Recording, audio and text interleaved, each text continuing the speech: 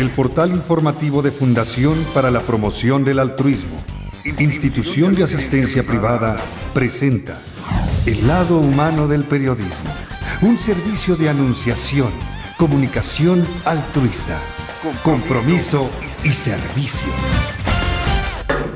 Hola, ¿qué tal? ¿Cómo están todos ustedes? Me da mucho gusto saludarles y ahora con un invitado especial, magnífico señor, el doctor Carlos Díaz Hernández. Él viene nuevamente a México y esta será la segunda entrevista que tendremos el honor de hacerle en Anunciación TV para compartir con ustedes su pensamiento, el pensamiento de un gran filósofo con un corazón latinoamericano. Es español, pero él ama mucho América Latina. Recientemente le publicaron en Argentina, por ejemplo, este libro, Cristianismo y Personalismo, en el cielo como en la tierra. A veces la postura del doctor Carlos Díaz frente a la vida y los comentarios y consejos que nos da para el desarrollo desde el cristianismo nos suenan a algo de la teología de la liberación pero purificada. Entonces también quiero que nos platique esta forma de sentir el cristianismo. Y bueno, por supuesto, todo lo del personalismo, la libertad para ser felices, en fin. Vamos a aprovecharte al máximo, Carlos. ¿Cómo estás? Buenos días. Encantado de saludarte, de estar aquí. Te felicito por tu programa. Gracias. Y me parece que he apuntado ya que tendré una próxima visita a todos, sin tu permiso, porque lo acabo de apuntar con Ari de Mendi, el día 14, miércoles de noviembre. Excelente, antes de que te regreses a España. Sí. O que sigas viajando por América Latina. Sí. Muy bien. Carlos, ¿qué tal si entramos primero con esto que a mí me apasiona? Teología de la liberación purificada, es como yo describiría tu forma de vivir el cristianismo. Explícalo tú. La verdad es que no me muevo por ninguna teología, ni por ninguna ateología, que se presentan también como teologías. Me muevo por el Evangelio. Entonces, del Evangelio no se deduce en mi lectura otra cosa que una exigencia en cierta posición radical ante el mensaje de Jesús. Y entonces creo que o lo tomas o lo dejas, pero es como el buen café, el buen bebedor de café no le echa azúcar para edulcorarlo. Entonces, pues es así de fuerte, así de a veces traumatizante, porque la palabra escándalo, schandalon, significa eso, piedra de tropiezo, trauma. No es para que uno conviva de forma indiferente con ese mensaje, ¿no? Es para mí el más radical de todos. Y si no se sigue de esa forma, no me interesaría. Lo que se encuentra en el Evangelio es una exigencia radical y definitiva a liberar a los cautivos, a sanar a los enfermos, a sacar de la pobreza a los pobres, aunque también habla de la humildad, la austeridad, la libertad de vivir sin cosas, ¿no? Sin acaparamiento. Hay una raíz todavía anterior a esto. La raíz anterior a esto es precisamente el enamorarse de él. A mí me parece que a veces falta ese amor enorme a Jesús, del cual brota cualquier otra acción social. Por lo que en ciertos ámbitos cristianos de acción social, donde se ve que falta este entrambamiento con Jesús, ese amor profundísimo, entonces se suele quedar al final en algo más o menos artificial o acomodaticio o comercial. Y que no da mucho fruto. Pues no sé si dará fruto. Quizá, por ejemplo, si a través de una de esas instituciones se obtiene dinero para los pobres, pues eso está bien. Pero el disfrute, la radicalidad y la profundidad de esa cercanía de Jesús, que es a quien más quiere uno y por quien más querido se siente, pues no se disfruta, no se transfunde, se burocratiza y por eso al final lo hacen mejor muchas instituciones que no son de caridad, sino que incluso son de negocio. Porque en estas instituciones altruistas, que no es tu caso, en muchas ocasiones se ve que la gente no es profesional, lo hace mal, por aquello de que como no me pagan, lo hago cuando puedo, y cuando puedo significa cuando quiero, y cuando quiero significa que a veces no quiero. Entonces, cada vez más yo entiendo que la gente trabaje con asociaciones puramente profesionales, donde al final llega más cantidad de apoyo, sin altruismo, cobrando bien los que gestionan esto, llega más cantidad de apoyo a la gente. Uno se pregunta muchas veces por qué en las instituciones de beneficencia, de caridad, de altruismo, de lo que sea, católicos de la Iglesia, somos tan vulgares, tan burocráticos, ¿no? Nos limitamos a entregar alimentos, que está muy bien, pero que no alimentan en el nombre del Señor. Entonces, bueno, pues está bien, las obras de misericordia están bien, aunque no sean en nombre del Señor.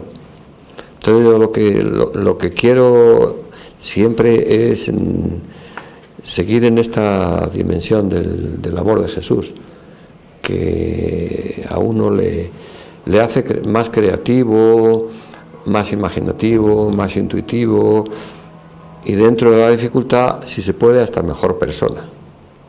Y sin embargo, algunas personas que son líderes de estas organizaciones de la sociedad civil de inspiración cristiana y cristiana católica tienen vergüenza de presentar sus convicciones religiosas y el espíritu que las lleva a la actividad en favor de los más pobres.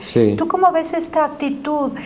Parece que le dieran por su lado al mundo, que les exige un laicismo, y se vieran cobardes ante el mundo, en lugar de tener la fuerza que Dios les otorga precisamente a través de la fe y la relación con Él. Es que hay un gran déficit de experiencia de Dios en las obras de caridad de la Iglesia. Bueno, de hecho, hace mucho tiempo que sé que ya en Cáritas, en algunas Cáritas de Madrid, la gente se ha negado a rezar, no reza el Padre Nuestro. ¿Esto por qué es? Por esto, por el déficit. Ahora, ¿y cómo? Por el déficit de amor, de la relación yo y tú con Jesús. Pues yo eso ya no sé por qué es, quizá porque la gente le exige poco a esa relación, yo y tú con Jesús. Del mismo modo que le exige poco a todas las relaciones en general, o cada vez menos, ¿no? Y todo se vuelve light, blandito. Y de paso, para mucha gente lo entiende como acumulación de puntos para la salvación eterna.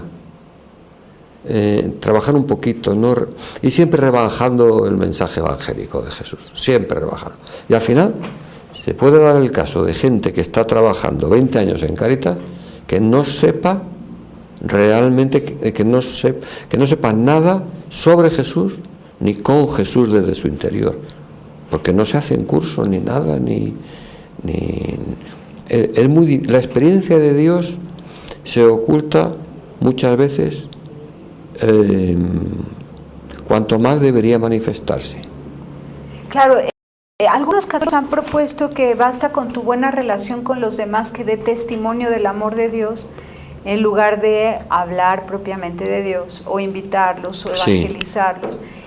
Y yo no estoy muy de acuerdo, porque cuando dejas de hablar de algo que es ese que es y será siempre, pues no lo disfrutas si no te relacionas con él, si no sabes que existe y no lo conoces, ¿no? Sí, yo creo que es como a Dios le tratamos como si fuera una concubina. Ocultamos nuestra relación con él. Está buenísimo, está perfectamente dicho. A Dios lo tratamos como una concubina o como un concubino, ocultamos nuestra relación con él. Yo creo que sí, ¿eh? ¿Qué fue? Porque no lo amamos. Lo negamos, y por eso lo negamos. Ocultamos, o tenemos una relación dúplice, doble, poligámica con el mundo y concubinal con Dios. Porque dentro del mundo también, a su vez, esas relaciones de pertenencia, yo y tú, al no ser firmes ni sólidas, se pluralizan, se tienen muchas relaciones con poca relación en cada una de ellas. No hay arraigo, no hay sentido de pertenencia, no hay corresponsabilidad. No lo hay, y tampoco es fácil que lo haya, ni con Dios ni con los demás, porque tampoco lo hay con uno mismo, cada uno. Es decir, falta también arraigo en el yo.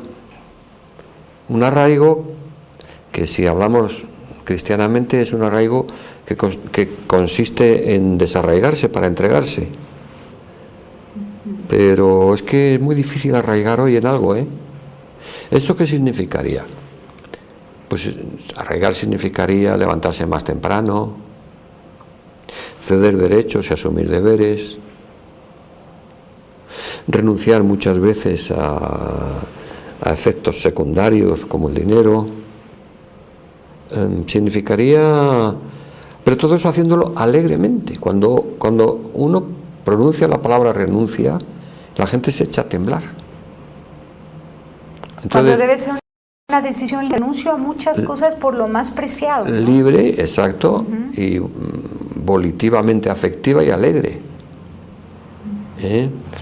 Ya decía Platón que la persona justa en su corazón, la que no busca para sí solamente, hace con prontitud y agrado aquello que hace. De prontitud y agrado exigen una estructura de creación de hábitos, porque el solo agrado y la sola prontitud sin el hábito de eso mismo dura o no dura, según el humor y el arbitrio de cada instante. En la prontitud y el agrado debe arraigar mucho más profundamente, y solo puede arraigar cuando uno está entregado, contento, amoroso, disfrutando.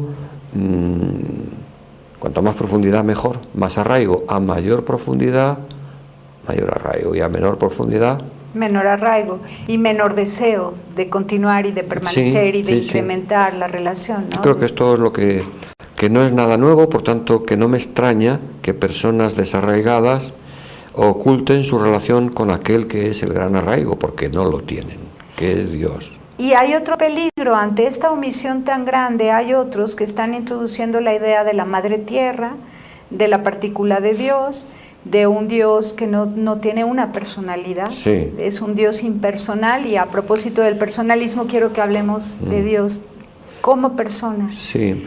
Y volvemos después de un corte. Muy bien, muy bien. Volvemos.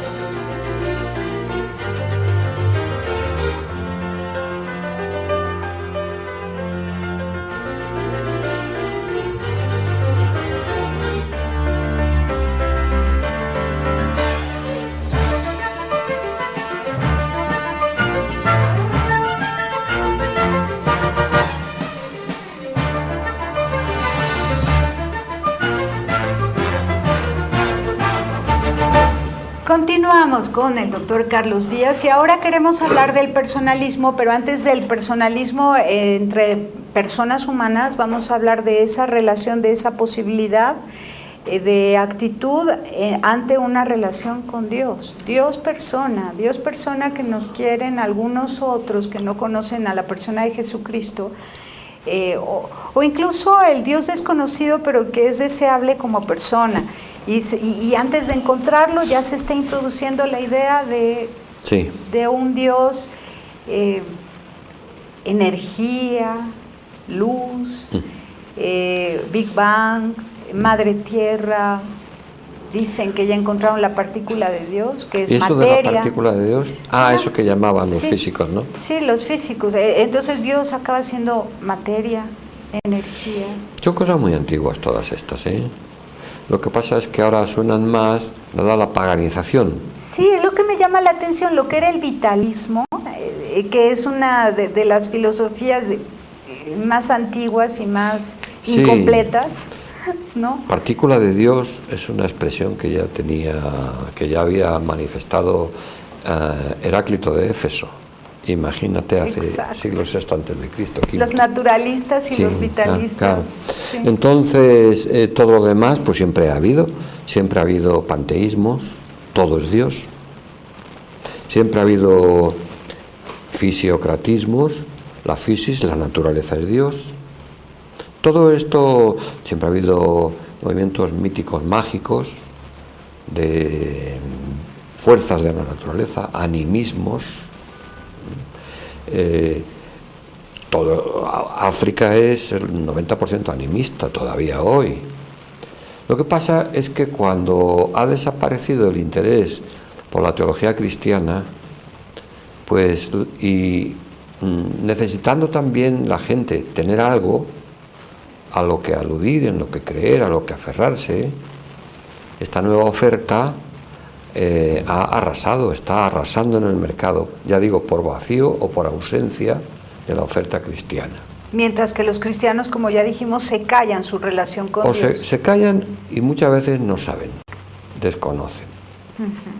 Ayer estuve por la tarde dando una charlita en una parroquia humilde de catequistas muy pobres, pero tenían corazón, se notaba una cierta presencia de Cristo allí. Pues a nosotros lo que nos falta es esa presencia de Cristo y además los que estamos en ciertos niveles, en los medios, en los libros, pues un conocimiento del cristianismo. Yo te aseguro, porque con toda certeza es algo que he experimentado a lo largo de muchos años ya, que la gente no sabe lo que reza cuando reza el credo. No sabe.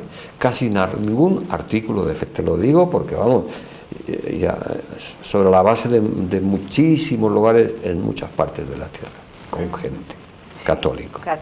Entonces, claro, ¿cómo vas a hablar de aquello que no conoces? Entonces, si lo sientes pero no sabes expresar en qué consiste, no lo puedes comunicar.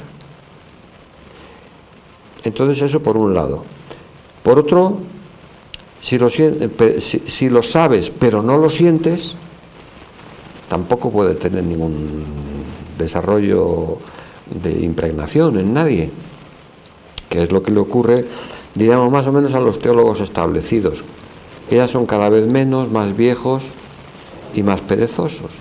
Y una actitud muy racionalista, no emotiva, sí, no pero, de afecto. Por supuesto, de esa actitud, pero además con poco gancho reflexivo teórico, como enquistados ahí más o menos, ¿no? Acabo de venir de una universidad de Colombia, la Universidad de Santo Tomás en Tunja, donde son tomistas actualmente, o sea, con los argumentos del siglo XIII de Santo Tomás, ahí andan haciendo lo que pueden, pero pueden poco porque les faltan instrumentos. Esto significa que para ser cristiano tienes que sentir y tienes que saber lo que sientes, conocer el mensaje de Cristo. Pero ¿esto qué significa? Que esto significa que tienes que estudiar ¿cuánto? Lo que puedas, cuanto más mejor, y todos los días un poco. ¿Y cuántos cristianos así normales estudian todos los días un poco del cristianismo? ¿Y quién se lo enseña? Porque por otra parte es muy bonito, pero para eso hace falta que la gente que enseña sepa de verdad, porque a veces me da la impresión de que los que enseñan mejor si no enseñasen muchas veces. Que dejaran autodidactas a los deseosos Totalmente, de conocer a que Jesucristo. cada uno se inventara claro. a su Dios. ¿Eh? Que seguro sería un Dios bueno, porque todos quieren un Dios Pues bueno. sí, ¿no? claro. Pero dime, el que Dios pierda personalidad ante el Eso, ser humano. Eso. Entonces, ¿Qué peligros corre el ser humano cuando Dios ya no es persona, sino Exactamente. una luz, una energía, una materia? sí, bueno, entonces, en primer lugar, aquello ya no es religión, punto número 1. Lo abstracto, impersonal, no es religión. Entonces, hoy la gente vive formas de pseudo-religiosidad, religiones de reemplazo, para-religiones, hay muchas formas de denominar a este fenómeno nuevo. El fenómeno de lo impersonal. Yo me relaciono con lo absoluto impersonal. ¿Y qué es lo? ¿Qué es lo? Lo es un neutro. Yo entiendo el y la. Pero lo, entonces, es una especie de inmersión en un absoluto sin rostro y por tanto con el que yo no me puedo comunicar, religar. Punto número 2. La verdadera religión es religación entre personas. Y esa religación entre personas exige que el hombre dialogue con la persona de Dios. Si Dios no es persona, no hay religación y no hay religión.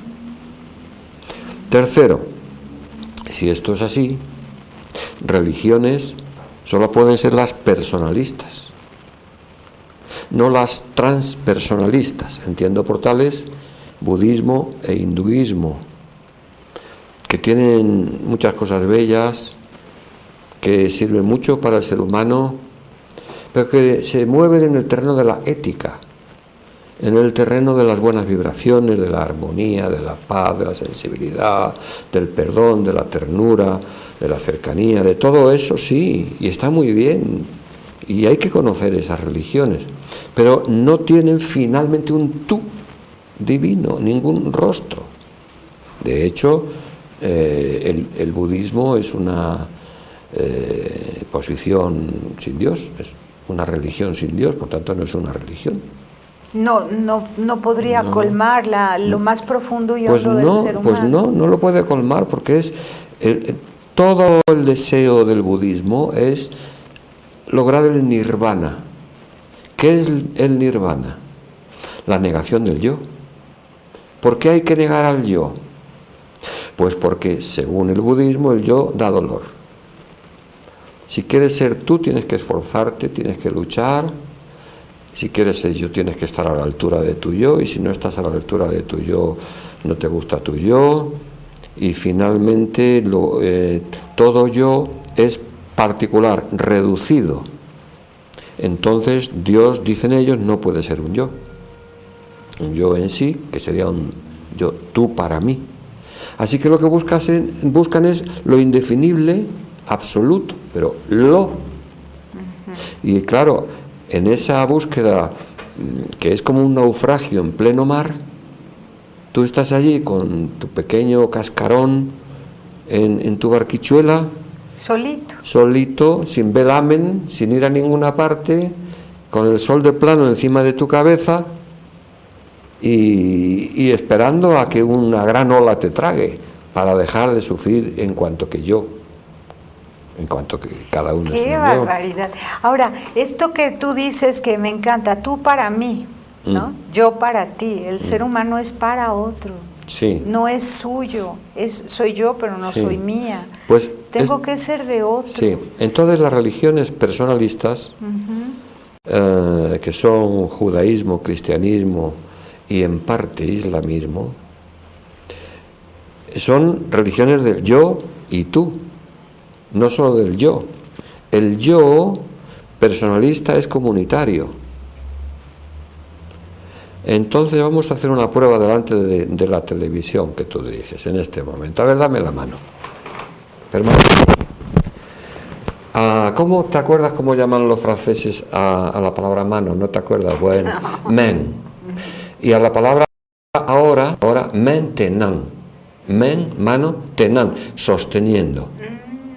Entonces, tu ahora es mi mano sosteniéndote. Mi ahora es tu mano sosteniéndome. Entonces, cuando la relación interpersonal se ha dado en profundidad, ya no está el tú ni ahí ni aquí, sino aquí, en el entre, en el y, en la intersección. Y cuando esto se da es una relación humana profunda. Ahora, esto significa que al salir del yo y acercarme al tú y a la inversa, no nos perdemos, sino que nos encontramos. Y nos sostenemos. Y nos sostenemos y nos ganamos. Bueno, pues esta es la relación con Dios. Dios es la mano que sostiene a todas nuestras manos si nuestras manos van unidas. Si nuestras manos están separadas, Dios no puede sostener la separación. O si nuestras manos están enfrentadas y son como puños, ya no es el contigo, sino el contra ti, tampoco puede sostener la animadversión, que es de nuevo enfrentación y separatidad. En consecuencia, si esto es así, yo no soy solo yo, ni tú eres solo tú, ni nadie es solamente quien es, sino que es con otros. Somos nosotros. Sí, nosotros somos yo y tú. Y si eso es verdad, quisiera que lo pensáramos durante 3 segundos. Vamos a un corte y lo pensamos.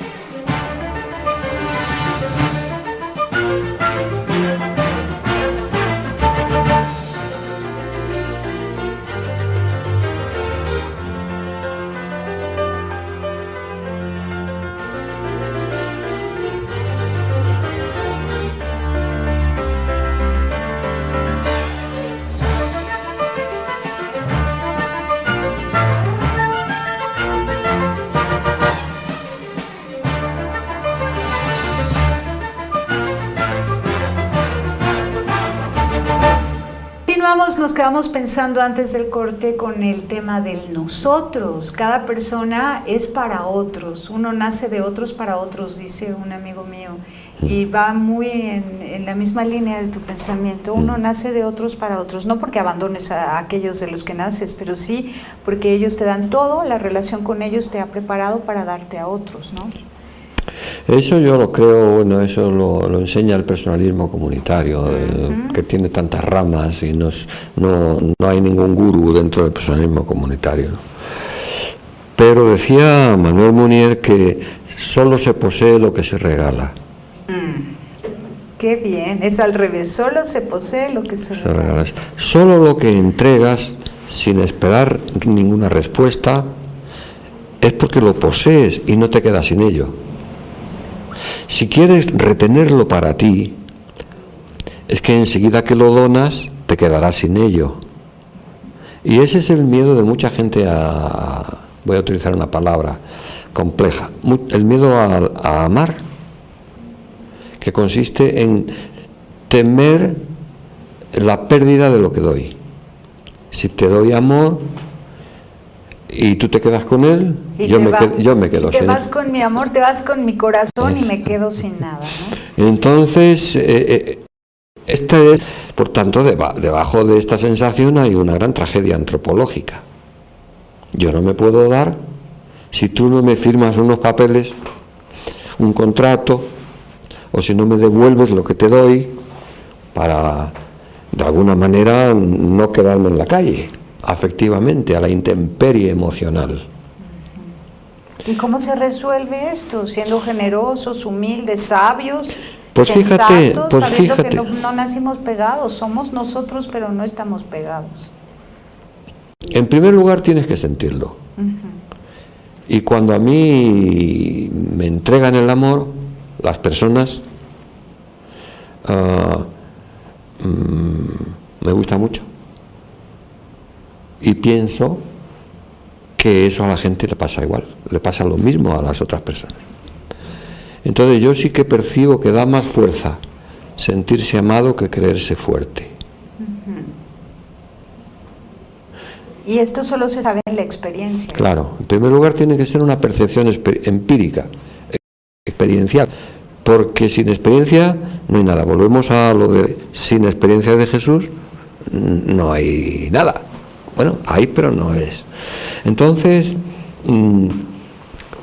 ¿cómo educar en esa experiencia en una sociedad tantas veces negativa, violenta, excluyente? Este es un grave problema. Porque además todo tiende hacia eso, a mandarnos a cada uno a nuestra soledad, a nuestro individualismo. Efectivamente, a centrifugarnos, que huyamos del centro. Que el centro, que no es solo uno, sino tú y yo. En primer lugar, por tanto, a la pregunta cómo esto se logra o cómo esto se hace, te diré que bien difícil lo tenemos. Porque hay mucha gente que no ha sentido nunca el amor de nadie.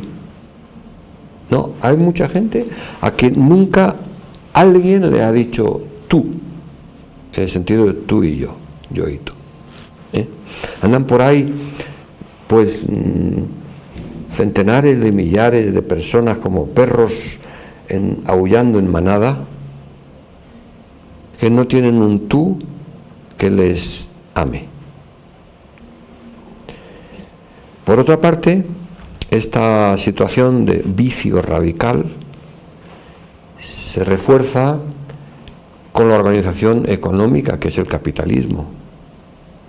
Las sociedades capitalistas no solamente que excluyen o hacen disimetría en la relación del dinero o del tener, sino sobre todo en la relación del ser. Porque en esta situación de abandono de muchos y de dolor de tanta gente, lo que ocurre es que ya no se les considera personas. Los excluidos quedan excluidos en su tener económico, en el capitalismo, pero también en su ser. Porque claro, el capitalismo aquilata a las personas según el tener, y si no tienen no existe. Efectivamente, ¿no? pero esto es muy importante, la gente no se da cuenta del daño que hace este capitalismo, ¿no? O sea, es brutal la exclusión económica, pero todavía más brutal y primordial es la exclusión interpersonal. ¿Qué es el obrero? El obrero es mano de obra. A ver, ¿tú eres tu mano? Tú no eres tu mano, ¿no? Tú eres todo tu ser. Así es. No eres solamente una mano. Para quien le da trabajo es solamente una mano. Es decir, una extensión de la máquina. No es una persona con sentimientos, emociones, proyecto de vida, ilusiones, temores, anhelos, no es eso. No, ni nada de eso. Entonces, a tu pregunta, ¿cómo se experimenta? Pues si nadie te ama, nunca va a ser muy difícil que tú te ames a ti mismo y que ames a los demás. Va a ser, no digo imposible, se han dado casos que sí, pero es muy difícil. Cuando te han convencido de que tú eres un perro, terminarás orinando con la pata para arriba sobre los árboles. Entonces, esto es muy importante, así que hay que cambiar la sociedad. Ahora, vemos que ha habido también despersonalismo en el desarraigo de algunas comunidades, que se van los hombres y también algunas mujeres a buscar trabajo a otros lugares, y no existe esa fuerza del amor donde tú y yo hemos de estar juntos aquí hasta la muerte, ayudarnos, buscar el desarrollo de nuestra comunidad, presentes aquí, con cuerpo y alma, trabajando de algún modo, buscando que haya generación de riqueza. Abandonan a su gente y se van a vivir a Estados Unidos. Eso también es la cultura materialista que ha llegado a penetrar en esos corazones, se han despersonalizado sus relaciones humanas. Bien sabes que sí, esto es un efecto colateral del capitalismo. El capitalismo desarraiga. Entonces, si no hay trabajo en este sitio, la gente tiene que emigrar, y emigrar significa morir un poco, o un mucho, o un totalmente. Cuando la emigración hace desaparecer la memoria de tu arraigo familiar, etc. Entonces, sin memoria del arraigo, no puede haber arraigo nuevo. Habrá poligamias sucesivas, pero no nuevo arraigo. Sin memoria de ningún arraigo nunca surge un arraigo. El arraigo está esperando su memoria. El arraigo es causa de su propia memoria. Entonces, ¿cómo se logra? ¿Cómo se logra? Pues, por otra parte, esta dificultad de encontrar un tú verdadero cuenta con el miedo, el temor y el egoísmo del yo, ya mencionado antes. Casi todos tenemos miedo al tú. Esto se ve, todo está blindado, por todas partes hay cerrojos, candados, sistemas de agarrotamiento de los coches, de las personas. No solamente las ruedas de los vehículos se agarrotan, también las relaciones interpersonales. Y luego te encuentras ante alguien y no sabes qué decirle. Ese es un agarrotamiento del yo. Mucho miedo. Por un lado, el capitalismo ha promovido el desarraigo, el aprecio por los bienes materiales en lugar de las personas, entonces se van despersonalizando las relaciones humanas, y esto es occidental. Y el orientalismo introduce la idea del no apego y favorece y se vuelve cómplice del capitalismo. Muy bien. Y estamos viendo ahorita pues las consecuencias. Pues qué bien lo ves, Tere, qué bien lo ves. Porque es así. O sea, hay, por una parte, el impersonalismo orientalista de que antes hablábamos, lo absoluto, el nirvana, el no yo, y por otra parte un capitalismo que no promete el nirvana, pero que también busca la misma despersonalización, como tú acabas de subrayar. Entonces, fíjate, en este vacío de vacíos, en esta intersección entre dos vacíos, es donde estamos habitando hoy.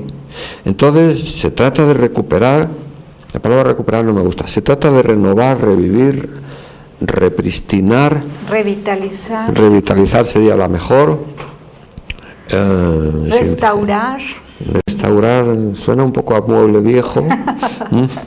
Pero sí, entiendo que por otro lado también ha pasado que el capitalismo genera pobreza, los pobres acaban viviendo en instituciones. El comunismo de entrada propone que todos vivan en instituciones y sean sostenidos por el gobierno. Entonces ves que la consecuencia otra vez es la misma. Sí. No hay relación, sentido de pertenencia entre padres e hijos, no hay corresponsabilidad a nivel familia y comunidad, sino que a la mera hora pues Sí. son otras instancias Sí. no personales, instituciones y no personas las que se hacen cargo de los más vulnerables. De nuevo, por otro camino, mismo. Lo mismo. Ahora yo te quiero hacer una pregunta. ¿No te parece a ti que ya ha llegado la hora Ya. de quejarse menos, analizarlo, pero no ser paralizado por la queja que deriva del análisis? Sí. ¿No te parece que ha llegado ya la hora de que alguien diga yo y tú y se lance? Y curar con eso los corazones, es decir, tú y yo y tú, y con eso nos curamos y vamos Sí. adelante llenando de amor nuestro entorno, ¿no? Pero decirlo también económicamente. O sea, porque decirlo no vale mucho. No, hay que hacerlo. Hay que hacerlo. Sí, ¿no? claro. El amor es práctico, el amor es creativo, constructivo. Volvemos.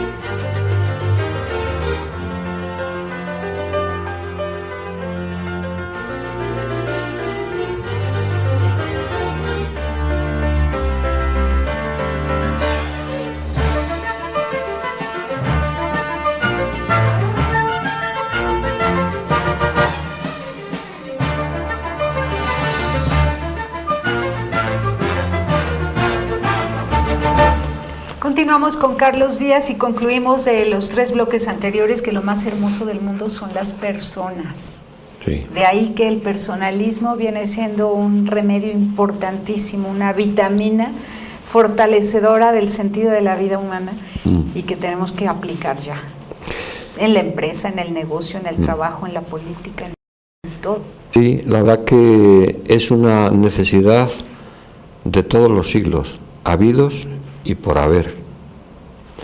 Personalismo no es una receta, ni es una marca, ni nada de esto, porque como todo se vende así ya, como si fuera lo excluyente y lo exclusivo. No, el personalismo es una manera de ser donde la persona es estimada como una realidad que tiene valor y no precio. Que uno tiene valor aunque sea despreciada. Y que es también fin en sí misma. Que tú seas fin en sí misma, para mí, ¿qué significaría? Que yo soy importante, ¿no? Que soy importante, que no tengo ni que hacer circo, maroma y teatro para ser reconocida como una persona que vale. Y que yo no tengo derecho sobre ti. Derecho a estabularte, explotarte, mentirte, nada de eso. Es decir, que de verdad, si esto fuera filosofía de las empresas, imagínate dónde quedaría el salario mínimo. No existiría. ¿Y dónde quedarían las horas de descanso? ¿Y dónde quedarían los colegios para los hijos de los trabajadores? Porque claro, todo cambiaría. Bueno, pero esto es muy viejo.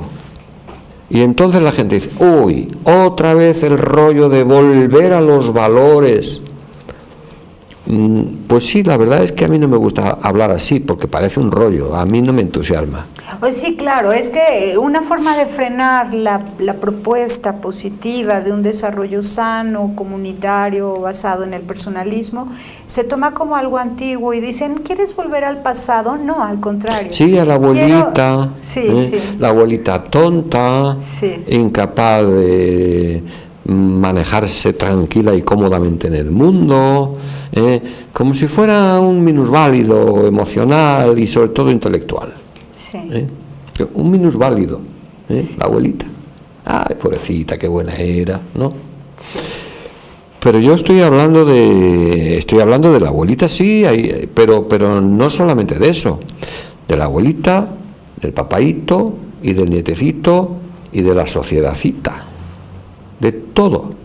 Esto significa que no hay posibilidad de hablar de valores si no cambiamos todos lo más que podamos continuamente. Y esto no deja fuera a los que se burlan de los valores. También ellos tienen valores, pero valores negativos.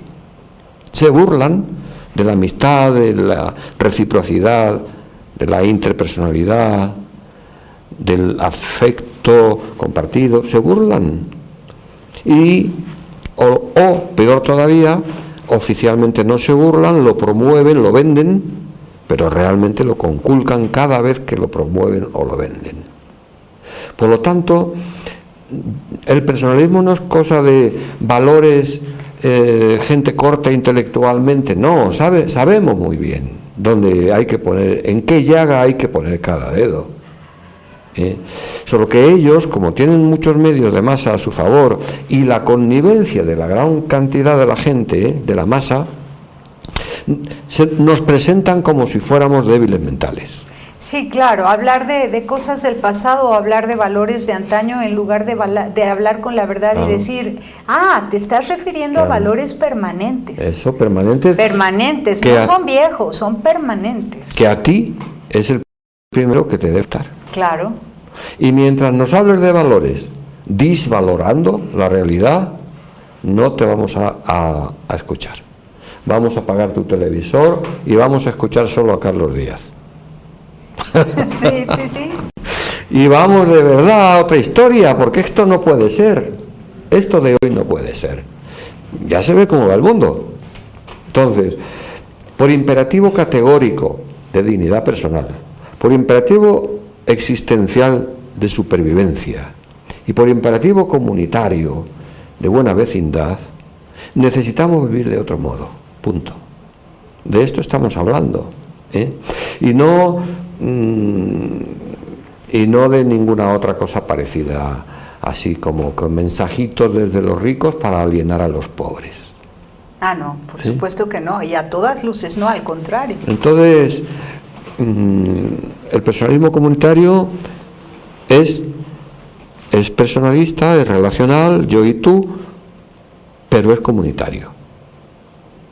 Cuando se habla de personalismo, normalmente en México, de una manera especial, la gente no subraya lo de comunitario. Vamos a darnos la manita, que jajaja, jijiji, nos vamos a mirar a los ojos y se a queda ser en un felices. plano romántico, ¿no? Pero romántico porque el romanticismo es muy hermoso, ¿no? Pero romántico infantil, o ni siquiera infantil, pseudo romántico, porque también el romanticismo infantil es muy hermoso. Entonces, el personalismo comunitario lo único que dice es: trata al prójimo como a ti mismo. A ver si no está inventada esta papa. Trata al prójimo como a ti mismo. No hagas al otro lo que no te gusta. No hagas al otro lo que no quieres para ti. Y si eres creyente, disfruta haciéndolo. Porque si cada vez que quieres para otro lo que quieres para ti, te condueles de que, ay Dios mío, esto me está costando medio riñón, pues ¿cuántos riñones tenemos? No sé cuántos tenemos, pero si cada vez te cuesta medio riñón, a la cuarta vez ya has terminado, ya no tienes más riñón que dar. Claro. Entonces, encontrar el sentido del gusto, del agrado, del placer, de la belleza, de lo eterno en cada gesto de alteridad. Porque no es la alteridad, no es el otro lo que hoy tenemos enfrente, sino la alterificación, su conversión en otra cosa. Alterificamos, alterando al alter, al otro. Al otro. Y el no se otro trata es de... quien es delante de mí gracias a la relación que establece conmigo y viceversa. Sí. Me voy transformando y creciendo en la relación con el otro. Bueno, entonces ya está vendida la receta, si es que esto es una receta. Ahora nada más que cómprela usted. ¿Le gusta? Sí, claro. Pero pues si no le gusta, no la compre. Es que esto, lo grandísimo del caso es que la belleza no se puede comprar ni vender. Se vive. La belleza es que es un disfrute permanente en creatividad y en encuentro. Ahora, si prójimo es aquel que me da asco, o de aquel del que tengo que precaverme, o aquel de quien preciso una cautela, una clausura para hablar a través de una reja con él, pues entonces no hay relación cara a cara, sino cosa a cosa. Sí, claro, e incluso etiqueta a etiqueta, título a título, cargo en la estructura social con cargo, pero no hay relación humana. Sí. Pero bueno, al decirlo, por ejemplo, esto último que tú has dicho tiene un tono quejumbroso, que a la gente dice: sí, hay que ser buenecitos, que no, que hay que ser muy malos. Ajá. Hay que ser muy malos para acabar con el mal. Vamos a ver, lo explico. A todo aquel que dificulta la relación yo y tú y yo nosotros, de justicia, de paz y de amor, hay que oponerle nuestra resistencia. Por tanto, a los que explotan, vamos a oponer nuestro amor, no nuestro odio, pero el amor es resistente. Y vamos a tratar de ayudarles a desposeerse de todo aquello con lo que están haciendo daño. Riquezas, bienes, instrumentos. Aunque ellos, obviamente, no nos los van a agradecer nunca, ¿no? Ellos no entenderán que lo hacemos por amor, porque para ellos lo que se opone a su yo sebáceo, seboso, es odio. Entonces, nosotros estamos preparándonos continuamente para luchar contra el mal. Ellos lo viven como maligno porque les ataca. Nosotros lo vemos como la extirpación benigna de un tumor maligno. Y esto es no permitir que cometan injusticias sociales. Claro. Es oponerse con amor en favor de la justicia. Y eso significa no votar a tal partido, no votar a tal otro, hacer un partido no sé cómo. tener una serie de amigos, un núcleo de difusión del bien, periódicos, revistas, dar conferencias, ir por los pueblos, por donde están los pepenadores, y de verdad con alegría, no con tristeza, y como si fuéramos unos embajadores de algo negativo, ¿no? Para llegar a ese estado de alegría, de perfecta alegría, como decía Francisco de Asís, hace falta estar enamorado. Entonces el problema es, ¿por qué no me enamoro ni de Dios, ni del hombre, ni del tú, ni siquiera de mí? Al final, muchos de los más conspicuos hedonistas que resaltan el continuo placer y solo eso, están aburridos, hastiados de sí mismos. De una forma practican aquella inversión del cogito de Descartes, y en lugar de decir pienso, luego existo, diariamente sienten en su corazón me odio, luego existo. Ay, qué tristeza, no, qué barbaridad. Carlos Díaz, con esto terminamos la segunda entrevista que te hemos hecho, pero vamos por la tercera entrevista para el 14 de noviembre, aquí en Anunciación TV, y vamos a hablar del cristianismo y personalismo y cómo se introduce en términos prácticos en pequeñas comunidades rurales, indígenas y marginales a través de líderes sociales. Muy bien. ¿Sale? Vale. Carlos Díaz, te agradezco muchísimo que hayas estado aquí. Gracias también a Julia nuevamente, que ha presenciado esta entrevista. Es un placer. Esta entrevista te ha salido muy bien, y así que enhorabuena. Gracias a ti, y siempre nos quedan ganas de seguir platicando, pero nos vemos en noviembre nuevamente. Gracias. Pásela bien haciendo el bien. Hasta la próxima. Sí hay soluciones. Aquí, en el portal informativo de Fundación para la Promoción del Altruismo, Institución de Asistencia Privada. El lado humano del periodismo. Un servicio de anunciación, comunicación altruista. Participa en Facebook. En todo México somos hermanos. Y síguenos en Twitter, @TodoMéxicoSomos.